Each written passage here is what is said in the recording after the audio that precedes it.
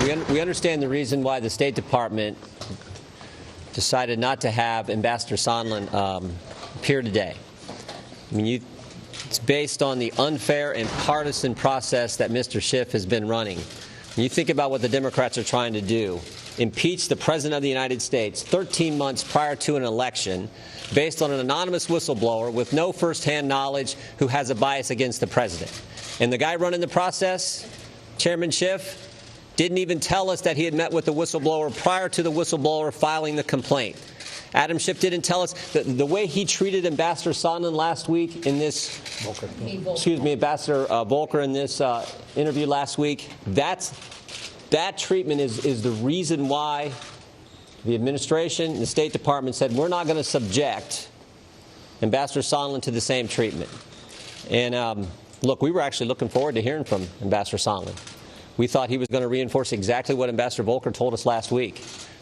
But again, unfortunately, when you have a Speaker of the House who says we need to strike while the iron's hot, when you have a chairman of the committee who is so biased against this president that he wouldn't even tell us that he had met with, his staff had met with the whistleblower prior to the whistleblower filing the complaint.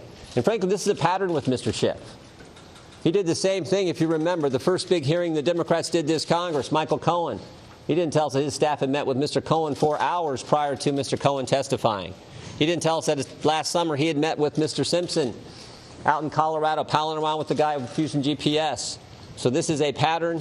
Like I said, we were hoping to hear from the ambassador today, but we understand exactly why the administration, exactly why the State Department has chosen to say, look, if it's going to be this kind of process, if you're going to selectively leak text messages, 67 pages of text messages we had, and they take a handful and release to all of you, and not give the full context and not release the transcript, we understand why they made this decision at this moment. Take some questions. I'm going to let some of my. Ambassador Sondland says he's disappointed that he wasn't allowed to attend this deposition today. Yeah, and I said the same thing. We wish he would have been able to testify too, but we fully understand why the administration made the decision they did. When you're going to have a chairman release certain parts of what was said in a closed-door interview and not release the entire transcript and give it context, you can see why they didn't want to subject Ambassador Sondland to the same kind of treatment. Do any of you have concerns? There is no wrongdoing here. Isn't that all the more reason why he should be allowed to come up and testify and just answer all of your questions? Yeah, there is no wrongdoing. Ambassador Volker was clear. Remember, Ambassador Volker is. Well, why not release the transcript so you can all see what Ambassador Volker told us? There is no wrongdoing. He was completely as clear as could be. No quid pro quo whatsoever. The two guys on the call, no quid pro quo whatsoever. Democrat chairman, after they read the transcript, said no quid pro quo whatsoever. But Adam Schiff doesn't want that information out there. So he's holding up the transcript, and he continues to have this bias against the president, the way he runs things. I believe that I do believe that we'll actually get to hear from the ambassador, but we'll only get to hear from him when there is a fair process. This is not a fair process. I can tell you, we spent more time in the Schiff last time with Ambassador Volker than Adam Schiff did.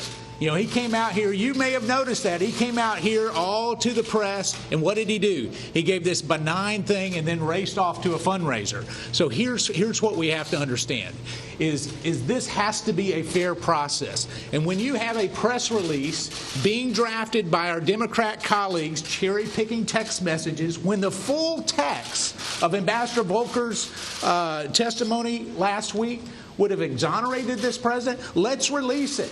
I'm all for bringing the ambassador in, but let's only do so after we release the full. Do you have any concerns about what we're talking about here? The president asking foreign government, one Ukraine, to investigate Joe Biden, and also the president saying last week that China should investigate Joe Biden. Do any of you have concerns about that? The president's doing his job. President, when you're talking about the hard-earned tax dollars of the American people going to a foreign government, the president's going to make sure that there is no corruption there. He's doing his job, his duty as the commander-in-chief, his duty as the president of the United States. So I don't have a concern about that.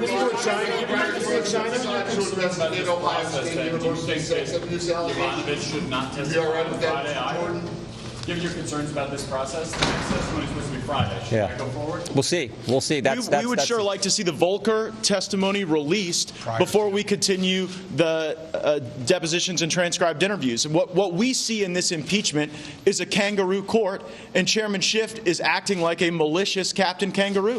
He lied about the Russia investigation, that he had more than circumstantial evidence. He lied about meeting with the whistleblower prior to the whistleblower's ultimate writing of their complaint. And we would like to unpack the last set of Schiff lies regarding the Volker testimony before we go to the next set of Schiff lies on Sondland or any further witnesses. For it since we had it. It should have been out immediately.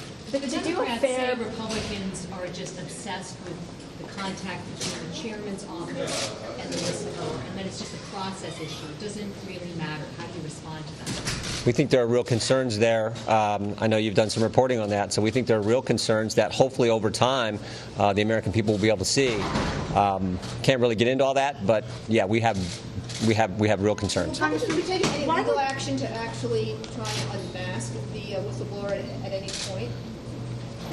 No, but I think the American people have a right to know who the whistleblower is, but we're not going to do that. Congressman, why would the State Department cancel this deposition just a few hours before it was set to begin, after Ambassador Sondland had already flown back here from Brussels? I think the hope was we would have the Volker testimony released. Give the majority enough time, the maximum amount of time, to release the testimony that happened last week. And so we have that information out there, and we know in good faith that they, in good faith, are going to release the testimony for the American people to see, as opposed to parsing out little pieces that support their narrative. And if they're willing to do that, then I think that the administration will be willing to do more moving forward. But if it's going to be a one-sided deal. Hold on, you guys are all journalists. Is there a single journalist here that doesn't want to see the full transcript of Ambassador Volker's testimony? But to do I agree, and the American people agree with every one of you. Let them judge for themselves. That's what we need to do. So there's an argument against releasing the Volker transcript before all the other witnesses test them. You mean Adam Schiff made the argument? I'm just putting it out there for you to respond. There's an argument against releasing the Volker. Who made the argument? I haven't heard that argument, and so at this particular, there's an argument against transparency.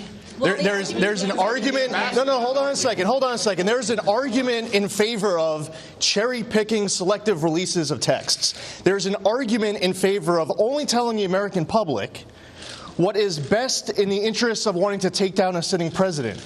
Maybe you should ask what was said inside of Volker's deposition during his transcribed interview with regards to Adam Schiff's fairy tale quid pro quo charge that aid from the United States to Ukraine was being linked to an investigation into the Bidens. Why don't you ask, what did Ambassador Volker say about that? That's a great question. I'm glad that you asked that question.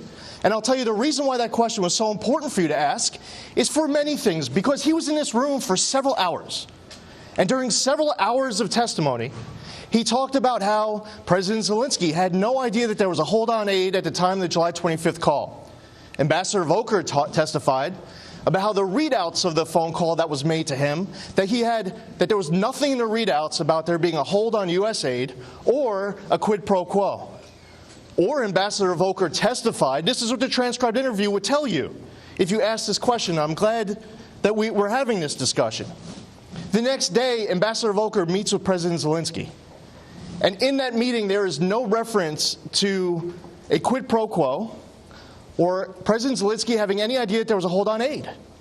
Or, over the course of Ambassador Volker's next several weeks engaging with Ukraine, Ukraine makes no reference to there being a hold on aid or there being a quid pro quo. And by the way, you know what else Ambassador Volker testified to? This entire time, the aid was getting released. It was going to get released. And guess what happened? The aid got released. And you know what didn't have to happen? There was no new investigation that had to get created. This whole thing is a fairy tale. Adam Schiff is misleading you, and you're playing along with it. Many of you are. And the American public is then getting deceived. When Adam Schiff said, for example, that President Trump was asking President Zelensky to manufacture dirt on the Bidens, you know what Ambassador Volker testified to? That was absolutely untrue. Now, that's what we would call an inconvenient fact for the narrative. You know what else Adam Schiff has been saying to you and the American public that was not true? That he had no contact with the whistleblower. He'd like to, but he didn't have any contact. He lied. You know what else he lied about? When he gave his opening statement from the acting director of national intelligence as to what was in front of the world as far as what the transcribed interview said. Now, going back to Ambassador Volker's transcribed interview and a process, we were here ready to do our part. If anyone is going to testify behind those closed doors, we're going to make sure that we're there to ensure that the other 99% of the story is being told. Because guess what? If we weren't there last Thursday, you would have no idea of everything that Ambassador Volker said to obliterate Adam Schiff's fairy tale quid pro quo charge. You would have no idea. So we're here. Now, as far as the administration goes, if they don't want to send Ambassador Sondland here, because this is a kangaroo court, because there has not been a vote to launch an impeachment inquiry, because the minority does not have any rights for subpoenas, because the president doesn't have the right to have counsel present to ask questions, for subpoena power, to present evidence. This entire thing is a political charade, is a clown show. We're here, we're ready for whoever's going to be testifying in the other room, but we have to be here because if we're not, Adam Schiff sure as heck is not going to tell you, because all he has to do is right now release that transcribed interview, because he won't, because it destroys his narrative. It undercuts it, it blows it up. That's what we heard over the course of several hours. And by the way, Jerry Connolly comes on to Aaron Burnett's show on CNN at 7 o'clock on Thursday, and they have a back and forth. They play a clip from Jim Jordan, they play a clip from me, where they're basically saying, Jerry Connolly, you didn't hear anything of what Jim Jordan and Lee Zeldin says that they heard, right? And they have this back and forth, basically dumbing down their audience. And what isn't pointed out in that back and forth is that Jerry Connolly was the last person to show up. He's the first one to leave instantly. He wasn't there for any of it. So what's important is that we are here, and we can answer any question you want as far as what Ambassador Volker testified to, credibly, exceptionally, professionally. But you're not asking any of the most important questions. Some of you are, but many of you aren't asking the most important questions, such as, what did you hear last Thursday that we don't yet know about? Adam Schiff won't answer, but he should. He should release the transcript. Congressman, the President, the White House has repeatedly refused to hand over documents. Now the administration is blocking a key interview. Doesn't that imply that there's something they're trying to hide? No, it implies exactly what Mr. Zeldin just said. It's exactly what I don't think anyone could say it better than Lee just said it. That's the focus. So you would encourage people to defy congressional subpoenas? No, we're not saying that. We're saying we would encourage Adam Schiff to run a fair process. That's what we're encouraging. Which Americans would go on trial without their counsel? Should they appear? Which Americans would go on trial without their counsel? I'm asking, should they defy subpoenas? There should be a fair. We'll take Nick. Democrats should have a vote. We'll take a couple more. That's the next step. Would you all support a vote on the House floor to give yourselves more rights and a fair process for this? That's Nancy Pelosi's call. She's the one who wants to strike while the iron's hot. That's her call. I would probably vote against that. Same here. Which of you believe that bribery is the only impeachable offense? You keep talking about quid pro quo. Which of you believe bribery is the only impeachable offense? Left blank, the section about congressional notification. Does that impact the credibility of the whistleblower? Absolutely. If that's the case, I know there's been reporting. The congressional notification box is left blank. Yeah, and I think that's a big problem. That is a big problem. Because remember, there was a preliminary investigation done by the Inspector General that brought this forward. And if the whistleblower is not being forthcoming with the... That's a federal form. It's a big problem. What attaches to a federal form is perjury. Yeah, and frankly, I think the American people have a right to know who this whistleblower is. If we're talking about the impeachment of the President of the United States, I think that's important. Is it appropriate for the President to seek out the identity of the whistleblower? All I'm saying is I think it's appropriate for the American people to know who the person is behind this charge that the Democrats are pursuing, removing the President of the United States, the leader of the free world, 13 months before an election. I think the American people have a right to know that. I think it's also important to point out that you all know, the American public all knows now more than the whistleblower does. So this whole thing about what does the whistleblower know? We're telling you they now know less than what you all know. So we should be talking about what we know now and how to go forward. Talking about kangaroo court, you know what else Jim Jordan pointed out when we were here a few days ago? was how when we showed up on Thursday, Adam Schiff started by the ground rules was that this was going to be a staff-led transcribed interview. And then it wasn't until Jim Jordan pushed back that Adam Schiff reluctantly said that he would allow members to ask questions. But it was discouraged. He was strongly discouraging members to ask questions. And by the way, until it went so bad for Adam Schiff that he jumped in for 25 minutes and voices cracking when they start to look at this. Why? Because Ambassador Volker was not giving them the answers that they were leading Ambassador Volker to conclude. I can tell you that this is nothing more than, Adam Schiff talked about 4 acts. You know what? There are 4 acts. And the first, second, third, and fourth act already has reached a conclusion for Adam Schiff. Let the American people decide what the final act will be, because ultimately, when the truth comes out, you will see that this president did not hold aid to try to influence a foreign country to do anything. One last thing. One other thing that's really important to point out is that another show put up on Sunday one of the texts from Bill Taylor. That show then did not follow that text with the response that absolutely says unequivocally that there is no quid pro quo. Furthermore, what that show did not say after that is the context from Ambassador Volker's transcript with regards to Bill Taylor's text. And you would then know if we all had the transcribed interview in front of us, but we'll tell you now, it's been out there in the public. He said it because he read a Politico story. And he wanted to get the aid to Ukraine released. He saw a Politico story, and he was concerned. And then he was corrected. But why is it that the coverage is only going to show Bill Taylor's text and not show the response correcting it and not provide any context whatsoever? You know why I'm pissed as I stand here? Because right now, this Congress, our country, all across the entire country, there are people watching this who are disgusted with how 2019 has gone. That all of their priorities right now, why are we not working together to pass USMCA next week?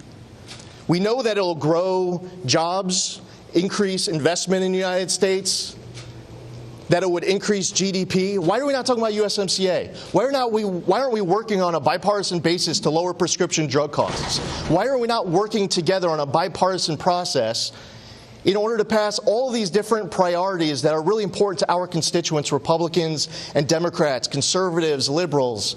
It's all to appease an enraged liberal activist base, insisting on resisting, impeaching, opposing, and obstructing everything and anything. We are all, as a country, being held hostage by a few members of Congress who have leveraged congressional primaries against Democratic leadership and committee chairs. They've instilled fear on the part of their colleagues in their own conference. And them and their activist base is preventing us from standing here for all of us to be able to spend 100% of our energy working together in order to pass bipartisan important priorities for our country. So if we sound like we're pissed as we stand here, it's because we are. The American people are getting screwed by an enraged liberal activist base demanding impeachment. They don't even care what the crime is. They don't care what the facts are. They don't care what the evidence is. In the future, you'll decide to investigate. Thank you, guys. Thank you.